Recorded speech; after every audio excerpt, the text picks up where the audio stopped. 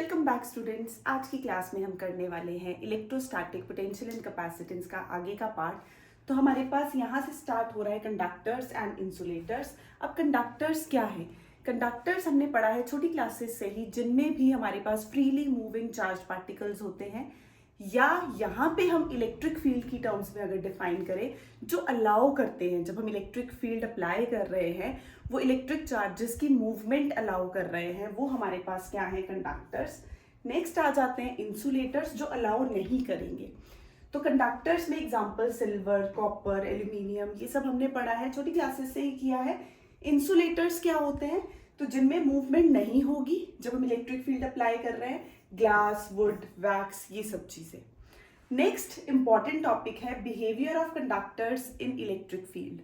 तो इनिशियली हमने पढ़ा था कि इलेक्ट्रिक फील्ड, अगर हम किसी शेल की बात करें तो उसके अंदर जीरो होती है, चार्ज भी अंदर जीरो होगा, क्योंकि चार्ज कहाँ रिजाइड करता है? सरफेस पे। तो उसी को बेस मान के ये सारी जो प्रॉपर्टीज है हम डिफाइन करेंगे कि अगर हमारे पास एक कंडक्टर है, तो कंडक्टर हमने लिया, कंडक्टर पे हमने बोला जो चार्ज है वो कहाँ आएगा? सरफेस पे आएगा। तो अंदर इलेक्ट्रिक फील्ड कितनी होती है? जीरो होती है। इलेक्ट्रिक फील्ड पॉइंट चार्ज के लिए हमारे पास कितनी है? KQ/R² है। तो अगर इलेक्ट्रिक फील्ड जीरो है तो चार्ज भी कितना हो जाएगा? जीरो हो जाएगा। अब इलेक्ट्रिक फील्ड है नेगेटिव ऑफ पोटेंशियल ग्रेडियंट। तो तीसरी चीज आ गई कि अगर E है -dV/dr, तो अगर इलेक्ट्रिक फील्ड अंदर जीरो है तो dV/dr जीरो हो गया, जिसका मतलब V क्या हो जाएगा? V की अंदर वैल्यू हमारे पास कितनी आएगी? कांस्टेंट आएगी। तो ये तीन चीजें हैं जो हमें याद रखनी है। सबसे पहले electric field inside the conductor is zero, charge zero, और उसके साथ हमारे पास जो पोटेंशियल है अंदर वो क्या हो जाएगा? कांस्टेंट हो जाएगा। पोटेंशियल सरफेस पे भी और अंदर क्या रहता है? कांस्टेंट। नेक्स्ट इलेक्ट्रिक फील्ड जो है, इलेक्ट्रिक फील्ड हमने किया था बिटवीन द प्लेट्स हमने रखा, तो कितनी आती है शीट्स के बीच में? σ/ε0, विच शोज कि अगर जो इलेक्ट्रिक फील्ड की हम बात कर रहे हैं that is directly proportional to surface charge density. Sigma क्या होता है? सरफेस चार्ज डेंसिटी है, चार्ज पर यूनिट एरिया से हम इसको कैलकुलेट करते हैं। तो net electric field inside the conductor is zero, first, ठीक है। Second, outside the surface of a charge conductor electric field कैसी होती है? Perpendicular to the surface. अगर हमारे पास ये कंडक्टर है, इस पे इलेक्ट्रिक फील्ड फॉल कर रही है, तो इलेक्ट्रिक फील्ड कैसे होगी? नॉर्मली फॉल क्यों करेगी? क्योंकि अगर हम इसके दो ही बेसिक कंपोनेंट्स हैं, अगर हम किसी भी कर्व्ड सरफेस पे किसी भी वेक्टर की डायरेक्शन दिखाते हैं तो हम क्या बोलते हैं? Either we can draw a tangent और अ नॉर्मल। तो टेंजेंट की अगर हम बात करें तो टेंजेंशियल नहीं हो सकती इलेक्ट्रिक फील्ड, क्योंकि टेंजेंट चीज शो करती है कि वहां पे फ्लो हो रहा है, मूवमेंट है किसी चीज की। और हम पढ़ रहे हैं इलेक्ट्रोस्टैटिक्स, यहाँ पे हमारे पास करंट की बात तो हम कर नहीं रहे, तो जो चार्जेस हैं वो रेस्ट पे हैं, हम फ्लो की बात नहीं कर रहे हैं, तो टेंजेंशियल कंपोनेंट नहीं होगा। Because if the field is not normal it will have a tangential component. तो टेंजेंशियल कंपोनेंट की वजह से जो चार्जेस हैं वो क्या शो कर रहे हैं? कि करंट एग्जिस्ट करेगा। बट हम तो इलेक्ट्रोस्टैटिक्स पढ़ रहे हैं, तो इसका मतलब कौन सा कंपोनेंट है? नॉर्मल है। नेक्स्ट, नेट चार्ज अभी पढ़ा हमने, क्योंकि इलेक्ट्रिक फील्ड जीरो होती है तो चार्ज भी जीरो होता है। पोटेंशियल इनसाइड क्या है? कांस्टेंट है, और सरफेस पे भी क्या आएगा? कांस्टेंट आएगा। तो इनसाइड जो वैल्यू है same will be on the surface. Next, electric field कैसी है? Directly proportional to surface charge density sigma. अभी बताया इलेक्ट्रिक फील्ड इज जीरो। अब अगर हम कोई कंडक्टर लेते हैं, उसके अंदर हम एक कैविटी कंसिडर करते हैं, तो उसके अंदर भी इलेक्ट्रिक फील्ड हमारे पास क्या हो जाएगी? जीरो हो जाएगी। ये कॉन्सेप्ट कहाँ से आता है? ये आता है इलेक्ट्रोस्टैटिक शील्डिंग। तो शील्डिंग हमारे पास क्या है? हम जैसे बोलते हैं थंडरिंग लाइटनिंग के टाइम पे कार्स में बैठना सेफ है rather than standing under a tree. क्यों? क्योंकि हमारे पास जब लाइटनिंग की बात हो रही है, जो कार है या कोई भी बॉडी है, सरफेस है, चार्ज कहाँ रिजाइड करेगा? सरफेस पे रिजाइड करेगा। Inside the conductor electric field कितनी होगी? जीरो होगी। तो कोई भी इधर ह्यूमन या हम बात कर रहे हैं किसी भी इलेक्ट्रिकल अप्लायंस की, तो हम उनको क्या कर सकते हैं? सेव कर सकते हैं। तो शील्डिंग क्या है? शील्ड बनाना। शील्ड बनाना किससे? किसी भी हमें रीजन को फील्ड फ्री करना है, तो ऐसा रीजन क्रिएट करना है। तो इलेक्ट्रिक फील्ड कंडक्टर के अंदर 0 होती है। तो एप्लीकेशंस में during a thunderstorm accompanied by a lightning it is safe to sit inside a car. ये हमें पता है। सेंसिटिव इंस्ट्रूमेंट्स, जो भी सेंसिटिव इंस्ट्रूमेंट्स है उनको अगर हमें सेव करना है तो भी उनको हमें ऐसी इलेक्ट्रिकल डिस्टर्बेंसेस से प्रोटेक्ट करने के लिए शील्ड करना पड़ेगा। तो ये प्रोसेस कौन सी थी? Electrostatic shielding. नेक्स्ट है इलेक्ट्रिकल कैपेसिटेंस। तो मान लो अगर आप कोई बॉडी कंसिडर कर रहे हो, उसको हम पोटेंशियल दे रहे हैं V, तो जितना ज्यादा चार्ज देंगे उतना ज्यादा क्या होगा? पोटेंशियल होगा। तो Q क्या है? Charge is directly proportional to the potential. तो जितना ज्यादा चार्ज, जैसे हम ओम्स लॉ करते थे, ओम्स लॉ 10th क्लास में भी किया है कि जितना ज्यादा पोटेंशियल डिफरेंस हम लगाएंगे उतना ज्यादा करंट फ्लो करेगा। तो सिमिलरली हमारे पास जितना ज्यादा यहाँ पोटेंशियल आ गया उतना ज्यादा जो बॉडी है चार्ज, उतना ज्यादा चार्ज एक्वायर करेगी। तो Q is directly proportional to V। अगर हम चार्ज की बात कर रहे हैं, चार्ज Q से रिप्रेजेंट किया, V से पोटेंशियल आ गया, तो प्रोपोर्शनैलिटी साइन रिमूव करते ही हम एक कांस्टेंट इंट्रोड्यूस करेंगे C क्या है? कैपेसिटेंस। अब कैपेसिटेंस यहाँ पे एबिलिटी है। एबिलिटी किस चीज की? चार्ज या एनर्जी स्टोर करने की। और ये जो डिवाइस स्टोर करता है उसको हम बोलते हैं कैपेसिटर। तो कैपेसिटेंस बेसिकली क्या है? Measure of its ability to hold electric charge.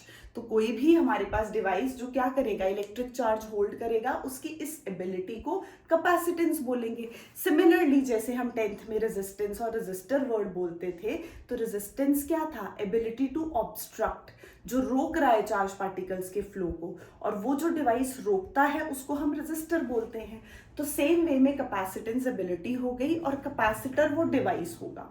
तो कैपेसिटेंस किन फैक्टर्स पे डिपेंड करती है, ये हम आगे प्रूफ भी करेंगे कि shape and size of the conductor पे डिपेंड करेगी।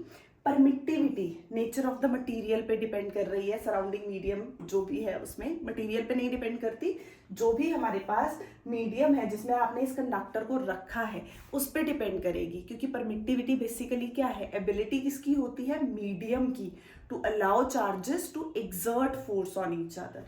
नेक्स्ट है presence of other conductors in the neighbourhood. तो यहाँ पे कौन सा कंडक्टर प्रेजेंट है उस पे भी डिपेंड करेगी।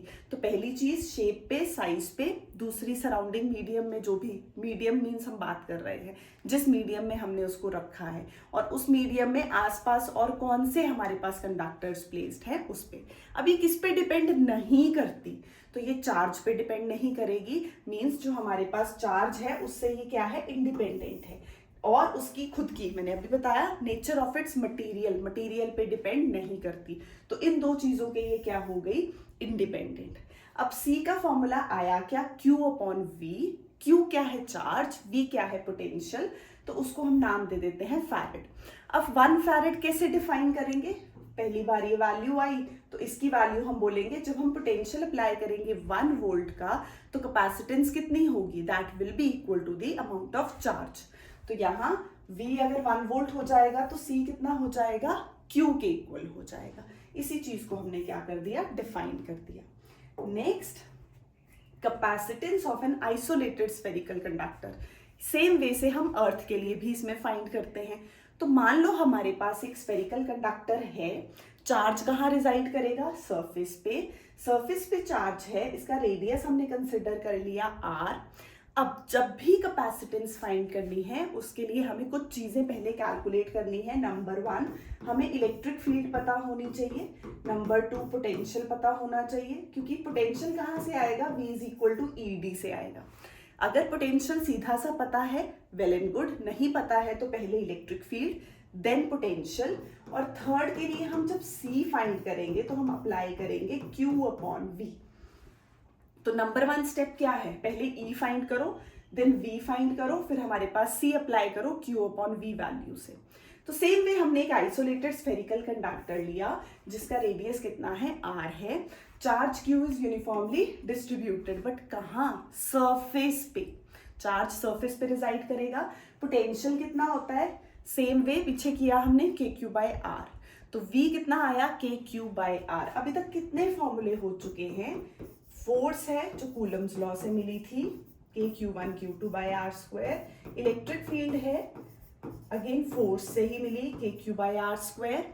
फिर हमने किया पोटेंशियल KQ/R, और एक हमने की electrical potential energy which is KQ1 Q2/R। तो ये चारों चीजें इंपॉर्टेंट हैं और इन्हीं पे बहुत सारे न्यूमेरिकल्स करेंगे। नेक्स्ट, तो C क्या हो गया, Q/V। अब V की वैल्यू हम पुट कर देंगे KQ/R, तो C कितना आ गया, कैपेसिटेंस कितनी आ गई आइसोलेटेड स्फेरिकल कंडक्टर के लिए 4πε0R। अब अगर हम ये वैल्यू अर्थ के लिए पुट करते हैं तो अर्थ का रेडियस कितना है, अर्थ का रेडियस 6400 किलोमीटर। तो हम जब वैल्यू पुट करेंगे तो हमारे पास कैपेसिटेंस कितनी आ जाएगी, 711 माइक्रोफैरेड। ये किसकी है, ये अर्थ की है, 711 माइक्रोफैरेड। नेक्स्ट आ गया कैपेसिटर। अब कैपेसिटर फिर से वही, capacitance ability, capacitor device. Capacitance क्या है, एबिलिटी टू स्टोर चार्ज। वही कैपेसिटर अब क्या करेगा, ये अरेंजमेंट है हमारे पास दो कंडक्टर्स का, जिनके बीच में हमने क्या रखा है, इंसुलेटिंग मीडियम। दोनों किससे सेपरेटेड हैं, इंसुलेटिंग मीडियम से सेपरेटेड हैं। किस लिए यूज करते हैं, चार्ज स्टोर करने के लिए और इलेक्ट्रिकल एनर्जी। तो कैपेसिटर वही डिवाइस, उसका सिंबल कैसा होगा, हम लाइंस के साथ दो कंडक्टर्स दिखाएंगे। ये दिखाएगा कि कैपेसिटेंस की वैल्यू फिक्स है, और जब हम एरो ड्रॉ करते हैं इट शोज वेरिएबल कैपेसिटेंस। तो ये फिक्स्ड हो गई, ये हमारे पास वेरिएबल हो गई। अब ये किस प्रिंसिपल पे बेस्ड है, अगर हम एक मेटालिक प्लेट लेते हैं, कंडक्टर लेते हैं, हमने उसको पॉजिटिवली चार्ज किया, उसके पास हम एक और प्लेट लेके आए विच इज न्यूट्रल अनचार्ज्ड, तो उसके अंदर वाली साइड पे नेगेटिव चार्ज इंड्यूस होगा और बाहर पॉजिटिव चार्ज इंड्यूस हो जाएगा। ऑलरेडी एक कंडक्टर रखा था, वो कैसा है, पॉजिटिवली चार्ज्ड है। उसके पास जो सेकंड प्लेट लेके आए वो हमारे पास अनचार्ज्ड थी, तो अंदर इंडक्शन से हमारे पास नेगेटिव आया और बाहर पॉजिटिव आ गया। अब इस पॉजिटिव चार्ज को हम क्या कर देंगे, ग्राउंड कर देंगे। जैसे ही ग्राउंड किया तो यहाँ पे हमारे पास क्या है, स्पेस बन गई टू एक्वायर मोर चार्ज। तो बेसिकली कैपेसिटेंस इसी प्रिंसिपल पे काम करती है कि जब हमने उसको ग्राउंड कर दिया वो पोटेंशियल जीरो हो गया। तो कैपेसिटेंस है हमारे पास of an insulated conductor is considerably increased. हम इसकी कैपेसिटेंस को इंक्रीज कर सकते हैं by placing an earth connected conductor near to it. Earth कर रखा है उसको, ऐसा अर्थ कनेक्टेड कंडक्टर उसके पास लेके आ जाओ तो हम उसकी कैपेसिटेंस को बढ़ा सकते हैं। Capacitance can be increased by placing an earth connected conductor near to it. तो ये हमारे पास क्या आ गया, कैपेसिटेंस का प्रिंसिपल। अगेन ही किन फैक्टर्स पे डिपेंड करता है, वही जो पीछे पड़े, shape, size, relative position of two conductors और नेचर ऑफ द मीडियम। हमने किया था permittivity, nature of the medium पे ये डिपेंड करेगा। Next, parallel plate capacitor. तो सबसे बेसिक वाला फॉर्मूला इसमें हमारे पास आएगा कि हमने कंसिडर की दो प्लेट्स। अब मान लो ये वही दो प्लेट्स हैं, एक हमने ली थी पॉजिटिवली चार्ज, तो हम बाहर वाला चार्ज छोड़ देते हैं, हम बात करते हैं अंदर जो सरफेस चार्ज डेंसिटी है दैट इज प्लस सिग्मा। यहाँ इंड्यूस होके माइनस आया था तो माइनस सिग्मा। दो प्लेट्स कितने डिस्टेंस पे रखी, d डिस्टेंस पे रखी। दोनों प्लेट्स का जो एरिया ऑफ क्रॉस सेक्शन ले लिया a हमने। अब इसके लिए हमें कैलकुलेट करनी है कैपेसिटेंस। तो कैपेसिटेंस के लिए मैंने स्टेप्स बताए थे, तो हमें पहले क्या पता होना चाहिए, E। अब हमने किया है जैसे शीट्स के लिए किया था, कितनी आती है कंडक्टर के लिए इलेक्ट्रिक फील्ड, कितनी आती है, sigma by epsilon not. Next उसके बाद B, तो V कितना होगा, E इंटू डी। अब ये E की वैल्यू इधर पुट कर दो, सिग्मा क्या है, चार्ज अपॉन एरिया। सिग्मा क्या है, चार्ज अपॉन एरिया। तो जब हम वैल्यू पुट करेंगे ये बन गया ये।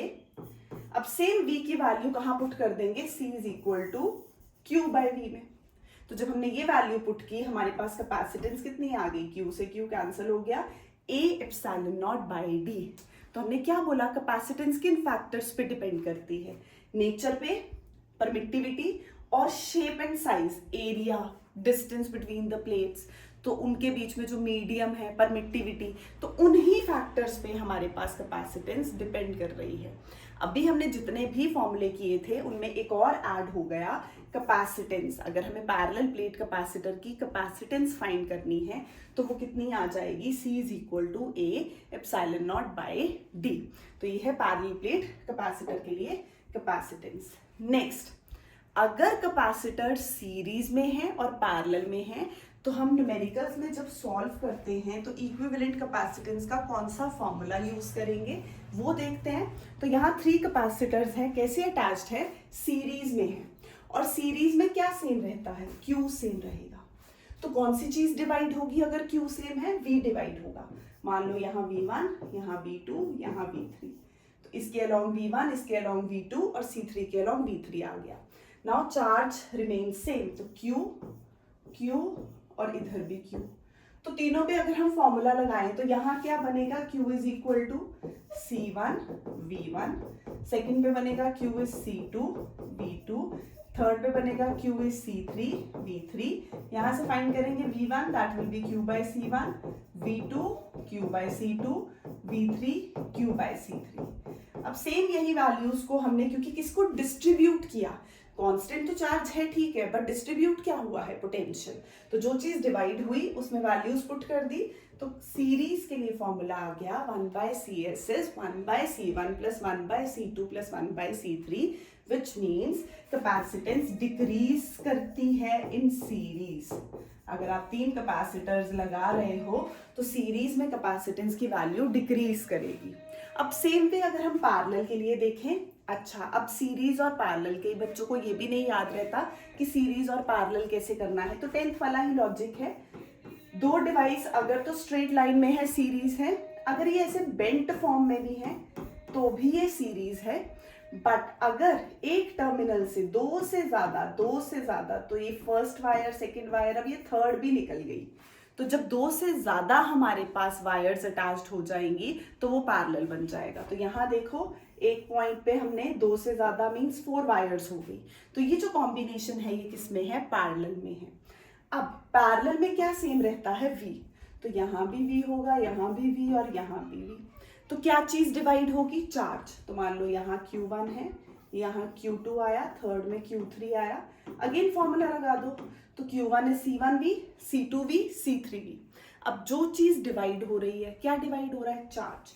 तो Q is Q1 plus Q2 plus Q3, value put कर दो, CPV means capacitance in parallel, C1 C2 C3। तो कैपेसिटेंस पैरेलल में कितनी आ गई, इंक्रीज कर रही है, सीरीज में डिक्रीज करेगी इक्विवेलेंट कैपेसिटेंस और पैरेलल में इंक्रीज करेगी। Next, energy stored in a capacitor. तो अब इसका हमारे पास सिर्फ क्वालिटेटिव ही है सिलेबस में। तो एनर्जी स्टोर्ड के लिए हम देखें, work done in charging the capacitor is stored as its electrical potential energy. तो जितना भी वर्क डन होगा जो चार्ज करने के लिए कैपेसिटर को हम करेंगे वो इलेक्ट्रिकल एनर्जी की फॉर्म में स्टोर होगा। तो हमारे पास अगर हम बात कर रहे हैं पोटेंशियल की, पोटेंशियल कितना है, work done per unit charge, तो यहाँ पे हमारे पास small amount of work done कितना होगा, small amount of work done will be V in displacing or in charging by a small amount. By a small amount means dq. तो dw will be V into dq. तो V क्या है, potential, dw is the small amount of work done in giving charge, कितना, dq। तो यहाँ पे dw will be V dq, V की value put करते हैं Q by C, इंटीग्रेट करेंगे टोटल वर्क डन के लिए, तो कितना आ जाएगा, Q स्क्वायर बाय 2C। अब अगर हम Q की वैल्यू को CV पुट कर देते हैं तो C square V square by 2C, ये आ जाएगा हाफ CV स्क्वायर। सिमिलरली ये आ जाएगा हमारे पास हाफ QV। तो 3 चीजें हैं, Q, C, V, at a time हम 2 की टर्म्स में रिलेशन निकालेंगे तो टोटल हमारे पास 3 फॉर्मूले आ गए। ये सेम है जैसे 10th क्लास में हम जूल्स लॉ ऑफ हीटिंग करते थे तो 3 फॉर्मूले आते थे, heat H is I square RT, फिर हम उसको चेंज कर लेते हैं फर्दर एनर्जी को। एनर्जी डेंसिटी, किसी भी चीज की डेंसिटी क्या है, जो उसके साथ लिखा है उसको वॉल्यूम से डिवाइड कर दो, तो energy density will be energy upon volume. तो एनर्जी हमने ले ली half CV square, volume plates के बीच में डिस्टेंस D है और प्लेट्स का area of cross section A है, तो ये वैल्यू पुट की, C is A epsilon naught by D put कर दिया, V कितना है ED। तो हमारे पास कितनी आ गई energy density, half epsilon not E square. तो ये एनर्जी डेंसिटी है, कितनी आती है, half epsilon not E square. Next है कॉमन पोटेंशियल। अगेन ये भी क्वालिटेटिव है, तो हमें न्यूमेरिकल्स में कॉन्सेप्ट काम आता है। Consider two isolated conductors A and B. दो कंडक्टर्स हैं, कौन से C1 C2, carrying charges Q1 and Q2, और V1 V2 उनके क्या हो गए, पोटेंशियल। तो इनिशियली हमने दो कंडक्टर्स लिए, ये है हमारे पास बिफोर चार्जिंग, ये है आफ्टर चार्जिंग। तो जब भी चार्ज फ्लो होगा, कब तक फ्लो होगा, जब तक कि दोनों बॉडीज का जो हमारे पास पोटेंशियल है वो सेम नहीं हो जाता। जब दोनों बॉडीज का पोटेंशियल सेम हो जाएगा उसको बोलेंगे कॉमन पोटेंशियल। तो सेम कॉन्सेप्ट हम लगा रहे हैं using charge conservation. Q1 plus Q2 कितना होगा, Q1 dash plus Q2 dash के इक्वल, क्योंकि बिफोर चार्जिंग आफ्टर चार्जिंग। तो जब हम वैल्यूज पुट करते हैं V हमारे पास आ जाता है, this is common potential, C1 V1 plus C2 V2 divided by C1 plus C2। ये क्या किया हमने, before charging Q1 C1 V1 C2 V2, बाद में इसकी कैपेसिटेंस C1 C2 रही, लेकिन पोटेंशियल क्या हो गया, same after charging. After charging दोनों का पोटेंशियल V हो गया। तो अगर हमें फाइंड करना है तो ये आ जाएगा कॉमन पोटेंशियल। सिमिलरली हम इसमें लॉस ऑफ एनर्जी भी फाइंड कर सकते हैं कि कितनी एनर्जी का लॉस हुआ। तो सेम जब हम एनर्जी के लिए कॉन्सेप्ट लगाते हैं half CV square plus half CV square, तो इनिशियल माइनस फाइनल करो। तो जब हम इनिशियल माइनस फाइनल करते हैं तो हमारे पास ऐसे आ जाता है लॉस ऑफ एनर्जी के लिए। तो वैसे तो ये सब क्या है हमारे पास, सिर्फ क्वालिटेटिव, हमें कॉन्सेप्ट चाहिए, फॉर्मूले चाहिए, डेरिवेशंस एज सच सिलेबस में नहीं है, ये सिर्फ मैं कॉन्सेप्ट्स के लिए करवा रही हूँ। तो बिफोर शेयरिंग पोटेंशियल एनर्जी कितनी है, UI half C1 V1 square half C2 V2 square, UF कितना है, हाफ CV। तो इक्विवेलेंट जो हमारे पास आ गई वैल्यू C1 V स्क्वायर होगा और हाफ C2 V स्क्वायर होगा। तो जब हम इसको सॉल्व करेंगे दिस माइनस दिस, ये आंसर होगा। तो ये है हमारे पास पॉजिटिव, जो कि क्या बता रहा है कि इनिशियली एनर्जी ज्यादा थी, उसके बाद क्या हो गया, लॉस ऑफ एनर्जी हो गया। ओके बेटू, बाय बाय।